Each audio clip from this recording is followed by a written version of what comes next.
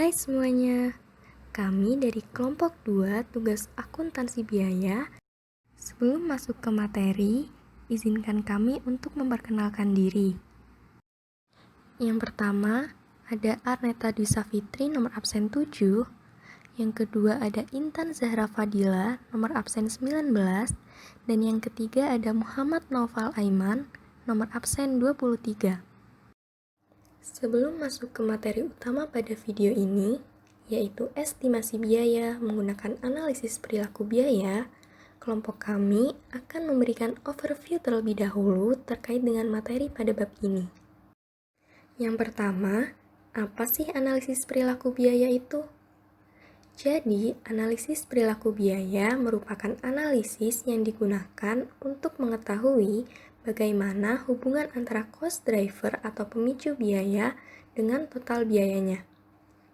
Analisis ini mempunyai peran yang cukup signifikan untuk perencanaan biaya di masa yang akan datang bagi perusahaan.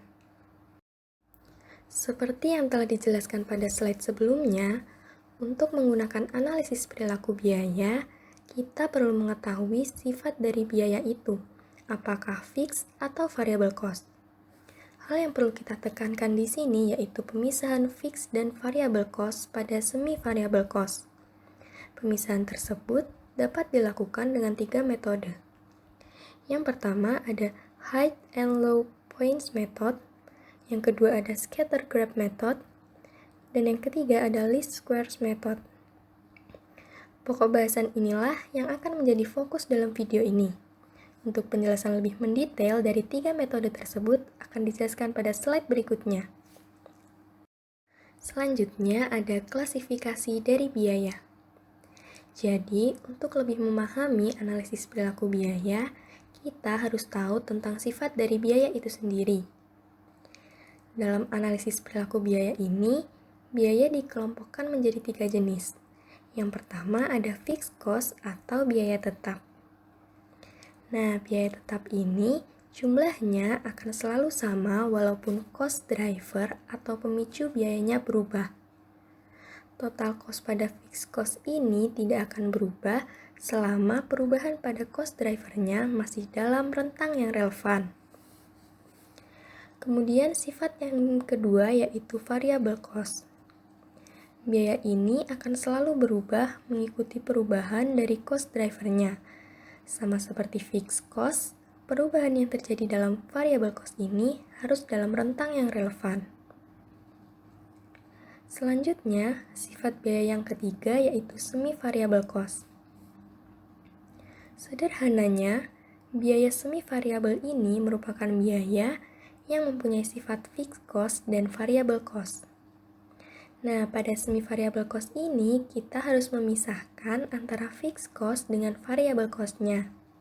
Pemisahan ini dilakukan berdasarkan data historis atau data di masa lampau, dan kita perlu mengeluarkan data yang abnormal dari analisis ini. Data abnormal ini biasanya terjadi karena kerusakan mesin atau pembelian material di bawah standar. Berikut adalah data biaya listrik dan jam kerja Baker Company dalam setahun. Total jam kerja dalam setahun adalah 420.000 dan total biaya listrik dalam setahun adalah 6.840 dolar.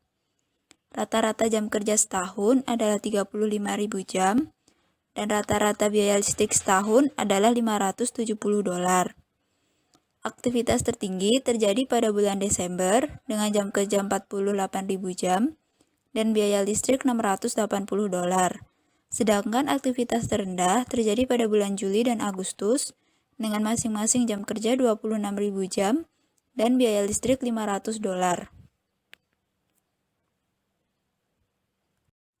1.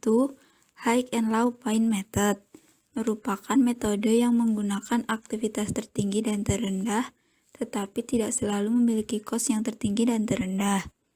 Terdapat asumsi yaitu, data lain terletak di antara poin tertinggi dan terendah secara garis lurus.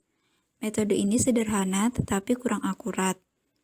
Berikut adalah data aktivitas tertinggi dan terendah Baker Company. Selisih kos dari aktivitas tertinggi dan terendah adalah 180 dolar, dan selisih tingkat kegiatannya adalah 22.000 jam. Tarif biaya variabel dapat dihitung dengan cara membagikan $180 dengan 22.000 jam, sama dengan $0,00818 per jam kerja. Tarif tersebut adalah hasil dari menyelesaikan persamaan biaya titik tertinggi dan terendah sebagai berikut. F ditambah 48.000 V sama dengan 680 yang merupakan titik tertinggi, dikurangi F tambah 26.000 V sama dengan 500 yang merupakan titik terendah. Hasilnya adalah 22.000 V sama dengan 180. V sama dengan 180 dibagi 22.000 sama dengan 0,00818 per jam kerja. Sehingga fixed cost dapat diketahui dengan memasukkan tarif biaya variabel ke dalam persamaan biaya titik tertinggi dan terendah, yakni hasilnya sama dengan $287.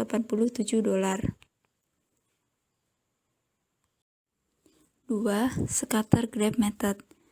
Cost yang dianalisa ditempatkan pada sumbu vertikal atau sumbu Y, sedangkan aktivitas terkait ditempatkan pada sumbu horizontal atau sumbu X.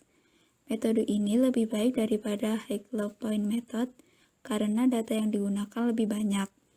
Namun masih bisa bias karena penarikan garis lurus untuk menetapkan fixed cost berdasarkan perkiraan pengamatan visual. Dengan menggunakan metode ini, kita dapat mengetahui apakah ada hubungan linear antara biaya dan aktivitas. Juga dapat mendeteksi kesalahan data yang abnormal. Diketahui garis lurus yang ditarik menyentuh sumbu Y menunjukkan besarnya fixed cost, yakni $440. Biaya variabel dihitung berdasarkan angka rata-rata sebagai berikut. Biaya variabel rata-rata sama dengan biaya rata-rata dikurangi biaya tetap, sama dengan $570 dikurangi $440, sama dengan $130.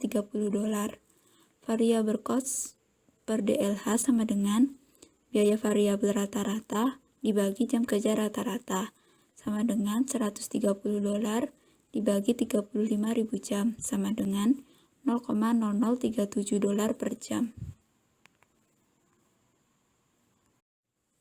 3. Method of least squares atau metode kuadrat kecil. Metode ini didasarkan pada persamaan garis lurus Y sama dengan A plus BX, dengan Y mewakili total cost, A mewakili fixed cost, B mewakili variable cost per unit, dan X mewakili volume. Berikut adalah data yang dibutuhkan dalam metode least square. Cara menghitung B dapat dicari menggunakan rumus B sama dengan sigma XI min X rata-rata dikali YI min Y rata-rata dibagi sigma XI min X rata-rata kuadrat, atau total kolom 6 dibagi total kolom 5 sama dengan 2.270.000 dibagi 512 juta sama dengan $0,0044 per jam kerja. Y rata-rata sama dengan A plus BX rata-rata. $570 sama dengan A plus 0,0044 dikali 35.000. A sama dengan $416. Sehingga dihasilkan persamaan garis lurus Y sama dengan $416 plus 0,0044 X. Analisis korelasi. Penggunaan metode scatter graph memungkinkan untuk melihat apakah terdapat korelasi antara biaya dengan aktivitas yang dianalisis.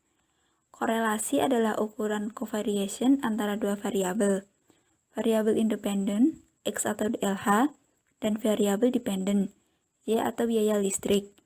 Apabila terdapat korelasi yang sempurna, maka semua titik akan menempel pada garis lurus. Aktivitas yang bisa dipakai untuk memprediksi biaya adalah aktivitas yang memiliki korelasi tinggi dengan biaya tersebut. Yang pertama, koefisien korelasi, dilambangkan dengan R. Koefisien ini mengukur tingkat korelasi antara dua variabel, seberapa besar perubahan X memengaruhi perubahan Y. Semakin mendekati 1 atau min 1, maka hubungannya semakin kuat. Yang kedua, koefisien determinasi, dilambangkan dengan R kuadrat, menunjukkan persentase perubahan variabel dependen yang dipengaruhi oleh perubahan variabel independen. Rumus untuk mencari koefisien korelasi yakni sebagai berikut.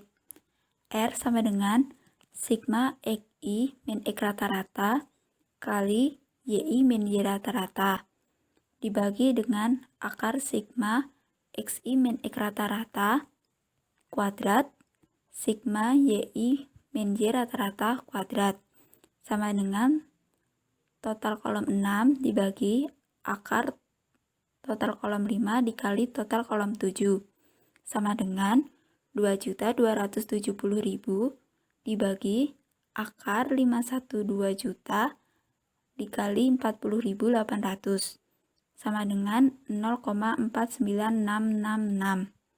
Sedangkan rumus koefisien determinasi yaitu dengan mengkuadratkan koefisien korelasi. Koefisien determinasi sama dengan kuadrat dari 0,49666 sama dengan 0,24667.